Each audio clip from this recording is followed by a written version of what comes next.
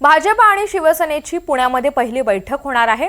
पुणे महापालिका निवडणुकीसाठी भाजप आणि शिवसेना एकत्र लढणार असल्याचं मुख्यमंत्री देवेंद्र फडणवीस यांनी स्पष्ट केलंय।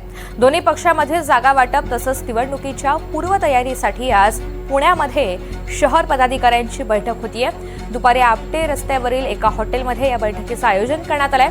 भाजपनं महापालिकेसाठी 120 जागा जिंकण्याचं उद्दिष्ट ठेवलंय। अधिकची माहिती जाणून घेऊयात। रेवती हिंगवे आपल्यासोबत आहेत। रेवती, भाजप आणि शिवसेनेची पुण्यामध्ये पहिली बैठक होणार आहे।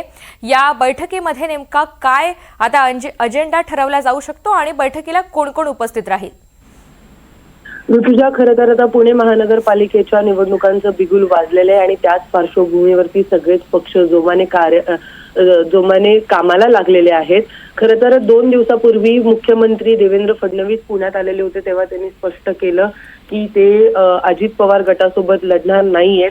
तर आता भाजप आणि शिवसेनेची पुण्यात पहिली बैठक होणार आहे। एकूण 165 जागा आहेत पुणे महानगरपालिकेमध्ये आणि त्यापैकी 120 जागा जिंकायचं उद्दिष्ट हे भाजपने ठेवलेलं आहे आणि त्यासोबतच किमान 140 जागा रिपाईसह लढण्याची त्यांचं नियोजन असून शिवसेनेला 25 जागा देणार असल्याची चर्चा यावेळेस खरं तर सुरू आहे। तर शिवसेनेकडून 30 ते 35 जागा पक्षाला अनुकूल असल्याचं सर्वेक्षणातनं त्यांनी सांगितलं। एक सर्वे करण्यात आलेला होता।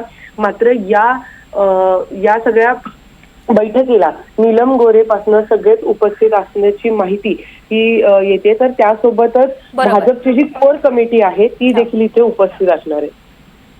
धन्यवाद सविस्तर माहितीसाठी।